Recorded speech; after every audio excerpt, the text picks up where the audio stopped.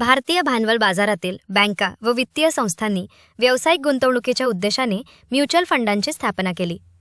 Mutual फंडांमधील गुंतवणूक रोखे बाजारात गुंतवली जाते. भारतात UTI बँकेने 1964 मध्ये प्रथम म्युच्युअल फंड सुरू केला. 22 ऑगस्ट 1995 म्युच्युअल फंड संघटना AMFI म्हणजे association of mutual funds in India स्थापन. उद्देश देशातील म्युच्युअल फंडांचे नियंत्रण व त्यांचा विकास करणे.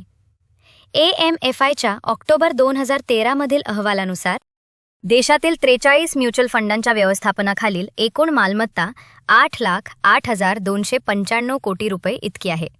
या 43 पैकी 34 म्युच्युअल फंडांच्या व्यवस्थापनाखालील मालमत्तेत सप्टेंबर 2013 अखेर 4.5% घट. शेअर बाजारातील चढउतार, रुपयाची अनियमितता, अल्पमुदतीच्या ठेवींवरील व्याजदरातील अनिश्चितता ही त्याची कारणे आहेत. व्यवस्थापनाखालील एकूण मालमत्तेचा विचार करता ऑक्टोबर 2013 अखेर HDFC म्युच्युअल फंड भारतात प्रथम क्रमांकावर आहे. त्याखालोखाल रिलायन्स म्युच्युअल फंड दुसरा, ICICI प्रुडन्स तिसरा, बिर्ला सन लाईफ चौथा आणि UTI म्युच्युअल फंड पाचवा असा क्रमांक लागतो. हे आहे GK Marathi YouTube channel. At GK Marathi, GK